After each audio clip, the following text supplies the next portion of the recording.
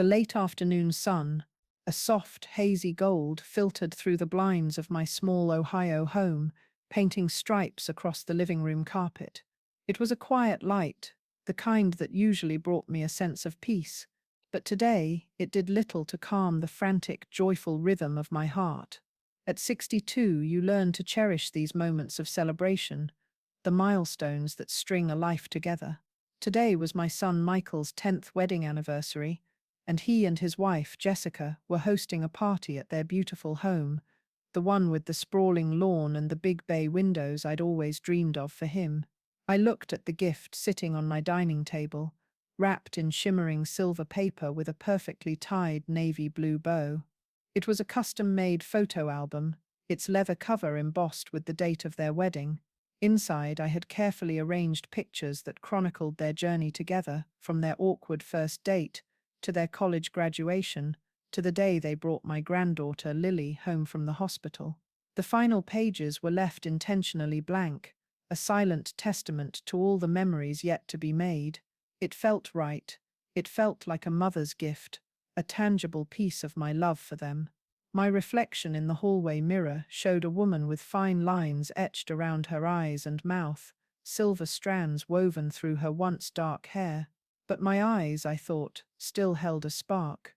I had chosen my outfit with care, a simple but elegant deep blue dress that matched the gift's ribbon and the pearl necklace my late husband David had given me on our own 10th anniversary. It felt like I was bringing a piece of him with me, a blessing from the grandfather his grandchildren would never know. I was ready, my heart was full, brimming with pride and anticipation. I couldn't wait to see Michael's face, to hug Lily, to maybe even share a rare, genuine smile with Jessica. I picked up my purse, my keys jangling softly in my hand. That's when my phone vibrated on the counter, a short, sharp buzz that cut through the quiet anticipation. I smiled, assuming it was Michael asking me to pick up some ice or a last-minute bottle of wine.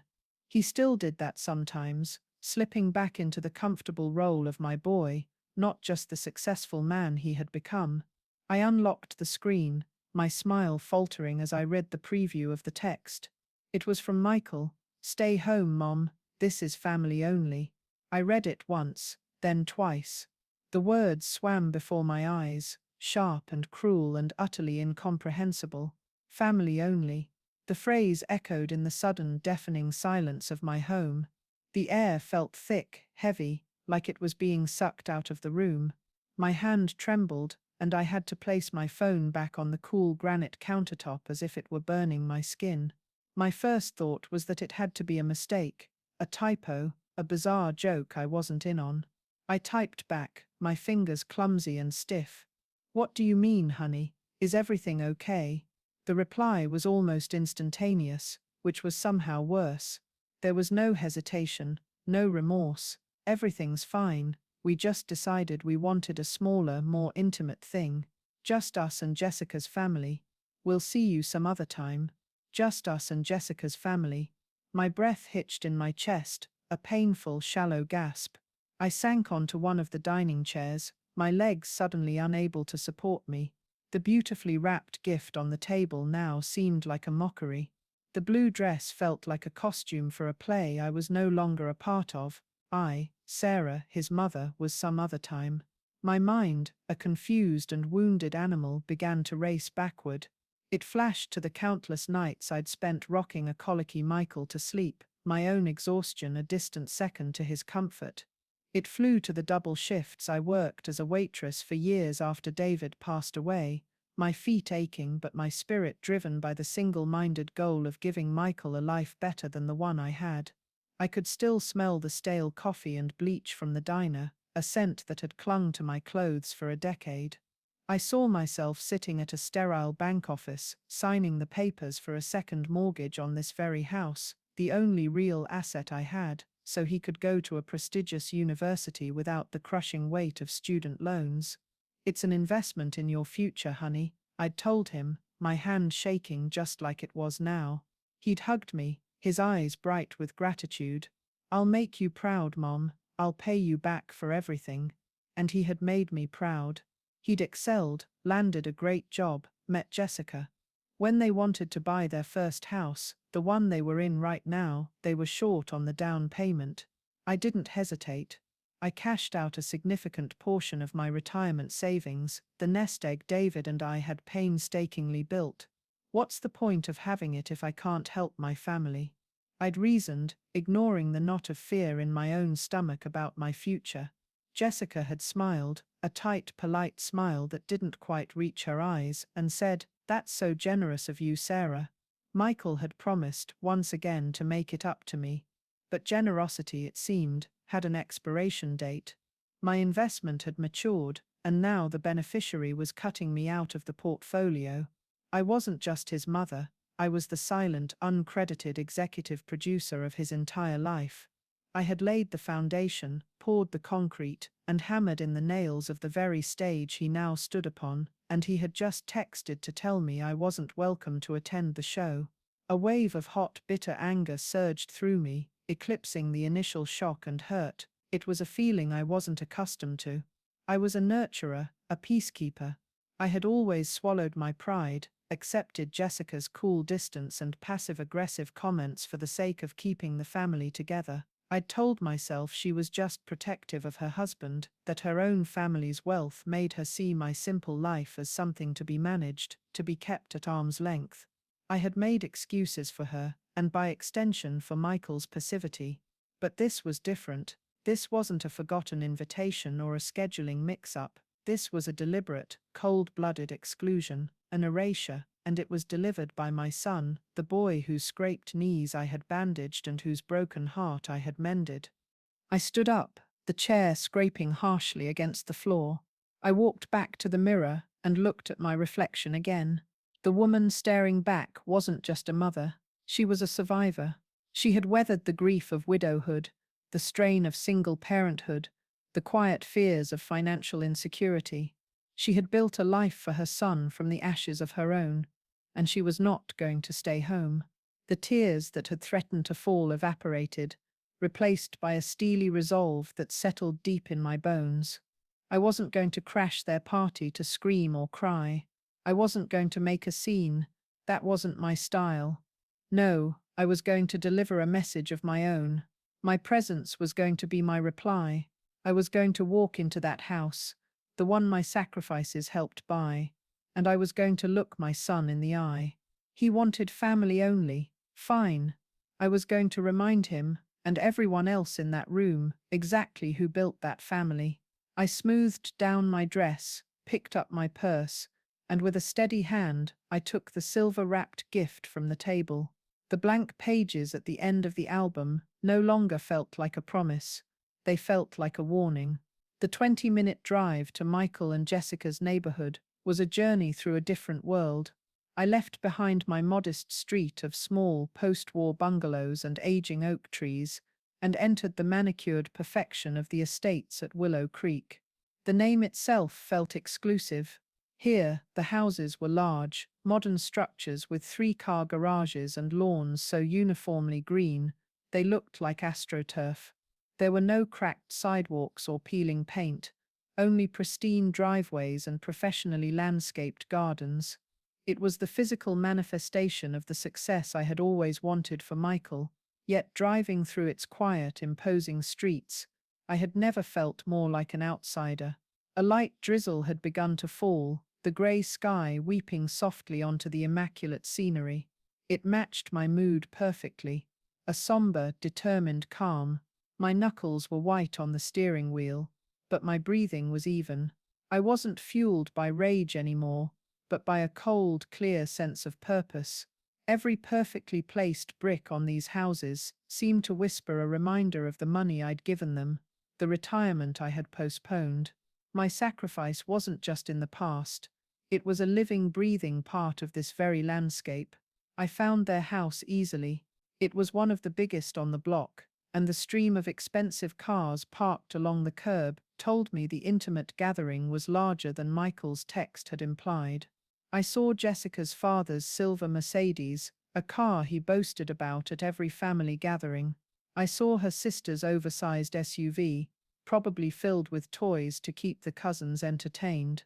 These were the family who had made the cut. I parked my 10-year-old sedan a block away, feeling its age and modesty like a personal failing.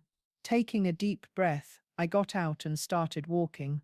The rain was little more than a mist, clinging to my hair and the fabric of my dress, but it felt cleansing, as if it were washing away the years of passive acceptance. With each step on the smooth, unblemished sidewalk, I felt my resolve harden. When I reached the front door, I could hear the murmur of conversation and the clinking of glasses from within. Laughter, light and carefree, spilled out into the damp evening air. For a fleeting moment, my courage wavered. The familiar sting of rejection pricked at my heart. What was I doing? Maybe I should just leave the gift on the porch and disappear back into the world where I belonged. But then I thought of the text, family only. The phrase was a slap, and my pride wouldn't let me turn the other cheek. Not anymore. I rang the doorbell, a clear, decisive chime that cut through the party's gentle hum. A few seconds later, the door swung open. It was Michael. His face was flushed with happiness and a touch of wine, his tie slightly loosened. He was beaming. "Can I help you, Mom?" The smile vanished from his face as if wiped clean by a cloth. It was replaced by a look of sheer, unadulterated panic.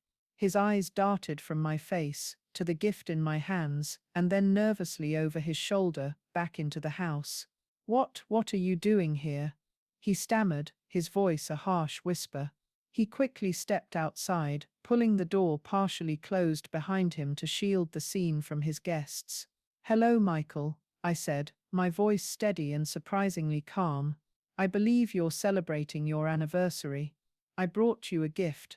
"Mom, I texted you," he hissed, his face contorting with a mixture of anger and embarrassment. "I told you, we just wanted a small thing tonight. With Jessica's family." I saw her father's car parked down the street. I replied, my gaze unwavering. "And her sister's, and it looks like you have at least 20 other small things in there. Am I wrong?" Just then, the door opened wider. It was Jessica, holding a glass of white wine, a perfectly curated picture of suburban elegance in a cream-colored silk blouse. Her smile was bright and brittle until she saw me. It didn't just vanish, it curdled. "Sarah," she said, her voice dripping with ice. "What a surprise." "Jessica." I nodded, my politeness a weapon. "Happy anniversary." "Michael, what is she doing here?" Jessica demanded, ignoring me completely and turning on her husband. Her eyes were hard, her jaw tight. In that moment, I saw it all with blinding clarity. This was her decision. She was the architect of my exclusion. Michael, my son, was merely her willing, spineless contractor. "I was just explaining to your mother that this was supposed to be a private event," Michael said, refusing to look at me. "Private?" I finally let a sliver of the fire inside me show. "When you cashed the check from my retirement account for the down payment on this private house, it didn't seem to be a problem that I wasn't a member of Jessica's family then. When my name was on the loan application for your first business, I was family enough." Jessica's face flushed a deep, ugly red. "That is completely inappropriate," she snapped. "This is our home. You can't just show up and start making accusations." "It's not an accusation, dear. It's a fact. A line item in your budget, you could say," I responded, the words flowing more easily now. "I'm not here to ruin your party. I'm here because my son invited me." "Oh, wait." I paused, feigning confusion. "He didn't, did he? He sent a text message like a coward to tell his mother she was no longer considered family." Michael finally looked at me, his eyes filled with a miserable cocktail of shame and resentment. "Mom, please, don't do this here." "Do what, Michael?" "Acknowledge the truth." I looked past them through the gap in the door, at the beautifully decorated room. I saw the expensive furniture, the art on the walls, the catered food spread across a long table. I saw Jessica's parents laughing with their friends, a circle of smug, self-satisfied prosperity. They were celebrating a life that I had funded, in a house that I had secured, and they had the audacity to call me an outsider. "I'm not leaving," I said, my voice low but absolute.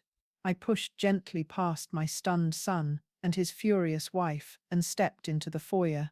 The chatter in the main room died down as heads turned. A wave of silence rippled through the party as guests took in the scene. The hostess with a face like thunder, the host looking pale and horrified, and the unexpected, uninvited old woman in the blue dress, holding a silver-wrapped gift like a shield. I ignored their stares. I walked calmly toward the main living area, my eyes scanning the room, taking it all in. I saw the framed photo on the mantelpiece, Michael, Jessica, and Lily, a perfect family portrait, a portrait from which I had been deliberately cropped. I wasn't a guest, I wasn't a mother. I was a ghost at the feast, and I was about to remind everyone that this ghost had paid for the table, the food, and the very walls around them. The party's atmosphere had shifted from festive to funeral. The laughter was gone, replaced by awkward murmurs and furtive glances in my direction. I found an empty chair in a corner, placed the gift at my feet, and sat down, a silent, immovable object in their sea of discomfort. Jessica shot daggers at me from across the room while pretending to mingle, her smile stretched so tight it looked painful. Michael busied himself at the bar, pouring drinks with a trembling hand, avoiding my gaze at all costs. For about 20 minutes they tried to ignore me, to restart the engine of their celebration, but my presence was a stone in the machinery. The air was thick with unspoken questions. Who was this woman? Why did the hosts look so terrified of her? The moment I had been waiting for, the moment I knew must come, arrived when Jessica's father, a portly man named Robert with a booming voice and an air of unearned authority, picked up a champagne flute and tapped it with a knife. "If I could have everyone's attention, please," he bellowed, a self-satisfied grin on his face. The room fell silent. "I'd just like to say a few words about our wonderful couple, Michael and Jessica, on this, their 10th anniversary." He raised his glass. "We are so incredibly proud of the life you two have built together. Especially you, Michael. I remember when Jessica first brought you home. A good kid, a bit rough around the edges, but with a fire in his belly. And look at you now. A successful executive, a beautiful home, a wonderful family. You are the very definition of a self-made man. You pulled yourself up by your bootstraps and created all of this through sheer hard work and determination. We are so proud to call you our son." He beamed at Michael, who managed a weak, watery smile. Self-made man. The words hung in the air, so preposterous, so utterly false, that a laugh almost escaped my lips. It was the perfect cue. This was my opening. As Robert's toast concluded with a smattering of "here, here," and applause, I stood up. I didn't have a glass to tap, but my movement was enough. Once again, a hush fell over the room. All eyes were on me. Jessica looked like she might faint. Michael's face was ashen. I cleared my throat. "That was a beautiful sentiment, Robert," I began, my voice clear and steady, carrying across the silent room. "And I agree, we should all be very proud of Michael. Building a life like this takes an incredible amount of work." I let that hang in the air for a moment before continuing. "But I think the term self-made might be a little inaccurate. It's a wonderful American ideal, the man who pulls himself up by his own bootstraps. But sometimes, those bootstraps are held, and even paid for, by someone else." I saw a flicker of understanding and terror in Michael's eyes. He knew what was coming. "My name is Sarah," I said, addressing the room at large. "I'm Michael's mother. The one who wasn't supposed to be here tonight. You see, I received a text from my son a few hours ago telling me to stay home because tonight was for family only. And as I sat there, in the house my late husband and I worked our entire lives for, I started thinking about that word, family. And I thought about what it means to be self-made." I took a step forward, my gaze locked on my son. "Michael, do you remember when you were accepted into Northwestern? The tuition was more than I made in 2 years. You told me you'd just take out loans, that you'd be paying them off for 30 years. But I couldn't let you start your life in a hole. So I went to the bank, and I took out a second mortgage on my home. My only home, that signature, that debt I took on, was that part of you being self-made? A shocked murmur rippled through the guests. Robert's face had gone from jovial to stone-faced. And then, I continued, my voice never rising, never cracking. A few years later, you had that brilliant idea for a small tech startup. You needed seed money. You were so passionate, so sure it would work. But the banks wouldn't give you a loan. Do you remember what I did? I sold your father's 1967 Mustang, the car he loved more than anything, the car he was going to give to you. I took that money, every last cent of it, and I gave it to you. The business eventually failed, but you said it taught you lessons you couldn't have learned anywhere else. Were those lessons self-made? Michael was staring at the floor, his shoulders slumped in defeat. Jessica's face was a mask of cold fury. And then we come to this house, I said, gesturing around the opulent room. This beautiful, wonderful house, a testament to your success. You and Jessica had saved so much, but you were still $50,000 short on the down payment. The bank was going to deny the loan, so I went to my financial advisor and I withdrew $50,000 from my retirement account, the money that was supposed to see me through my old age, when I can no longer work. I handed you that check, Jessica, right here in this city, at a small cafe. You said thank you. I wonder, does the family-only rule apply to my money, or just to me? The silence in the room was absolute, broken only by a single sharp intake of breath from one of Jessica's relatives. I didn't do these things for thanks, I said, my voice softening slightly, filled now not with anger, but with a profound and heavy sadness. I did them because that's what a family does. You build each other up, you sacrifice for each other. You are the foundation upon which your children can build their dreams. I have never, not for 1 second, regretted a single sacrifice I made for my son. I paused, letting my final words land with the weight they deserved. But a foundation is not meant to be hidden beneath the floorboards and forgotten. It's not meant to be disrespected and discarded when it's no longer convenient. A person is not self-made when their life was built on the back of their mother's love, their mother's labor, and their mother's savings. I looked directly at Michael. The shame on his face was so profound, it was almost painful to see. So yes, I concluded, let's raise a glass to Michael, but let's toast to the whole story, to the full truth. Congratulations on your anniversary, son. You have truly built something. I didn't wait for a response. My part was played. I walked over to the table where he and Jessica sat, frozen. I placed the silver-wrapped gift in front of them. Happy anniversary, I whispered. Then, with my head held high, I turned and walked out of the party, out of the house, and into the cool, cleansing rain, leaving behind the wreckage of their carefully constructed lies.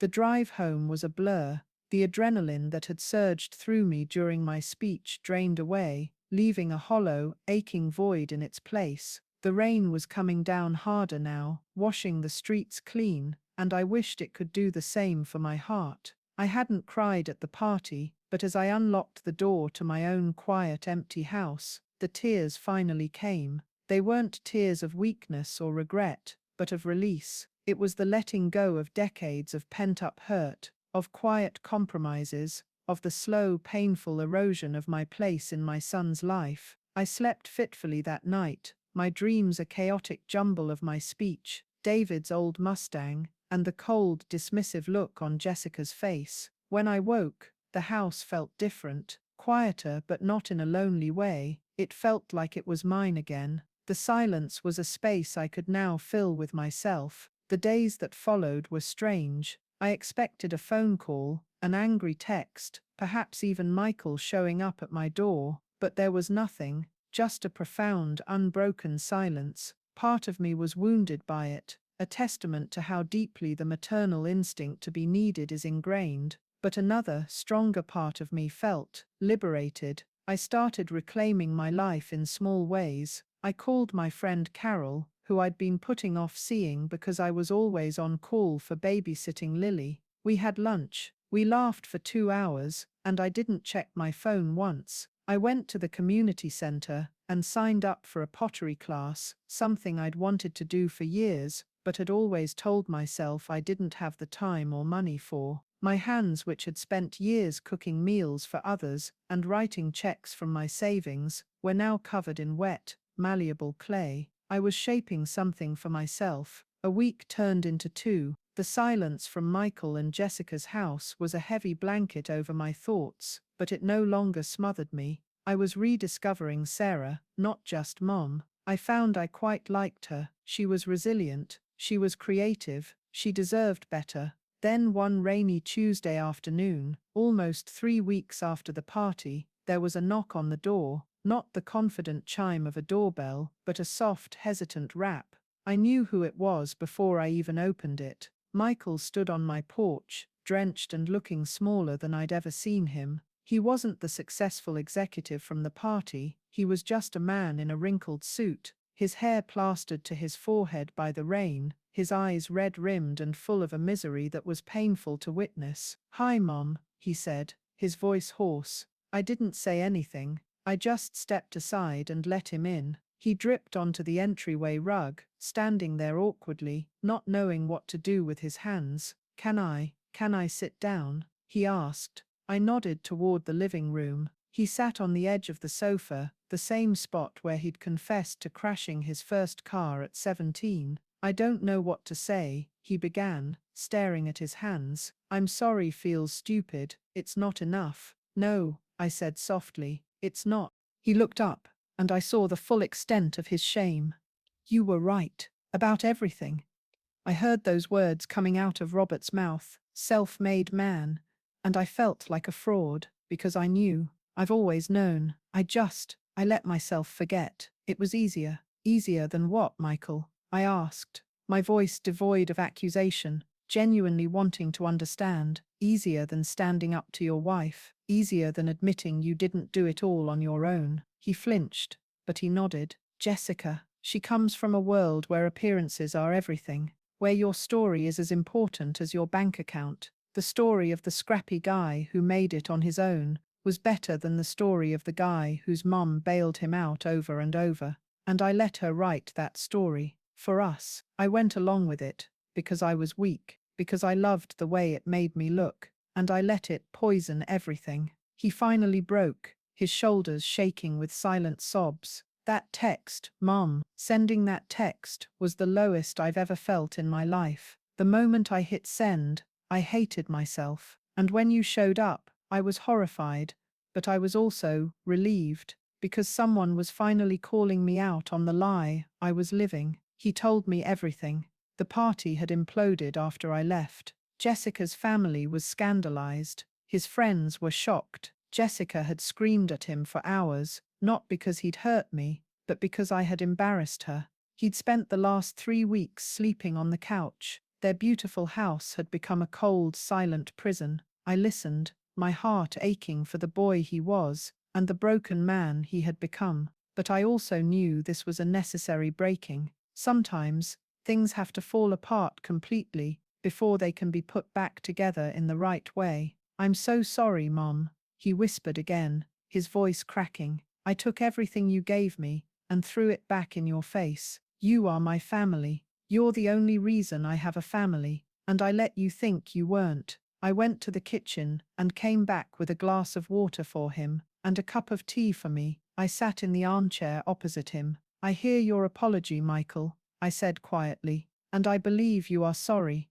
but the trust between us is broken, the respect is gone. That's not something a single conversation can fix." He nodded, looking down. "I know. I love you. You are my son, and nothing will ever change that," I continued. "But our relationship has to change. I am not your safety net anymore.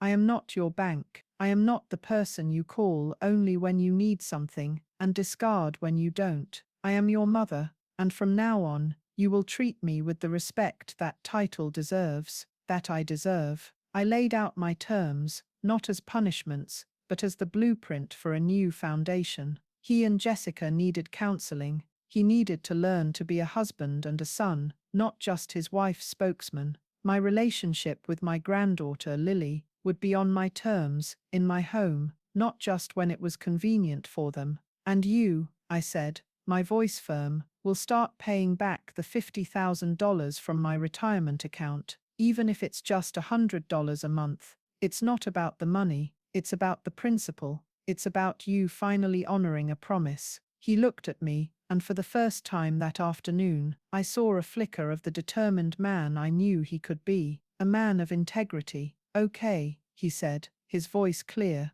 Okay, Mom, whatever it takes. It's been 6 months since that day. Michael is true to his word. A check arrives on the first of every month. He calls me every Sunday, just to talk. He and Jessica are in therapy. He says it's hard, but it's helping. I see Lily twice a week. Sometimes Michael brings her, and we sit at my kitchen table and talk while she colors. It's awkward sometimes, a careful dance around our shared wounds, but it's real. I haven't seen Jessica since the party, and I'm okay with that. Some bridges are too burned to rebuild, they can only be bypassed. The future of her marriage to my son is uncertain, but my future, for the first time in a long time, feels entirely my own. My pottery is getting better, my friendships are stronger, my quiet house is filled with a peace that comes not from sacrifice, but from self-worth. I built a family with my love and my labor, and when they tried to write me out of the story, I learned that the most important thing I ever built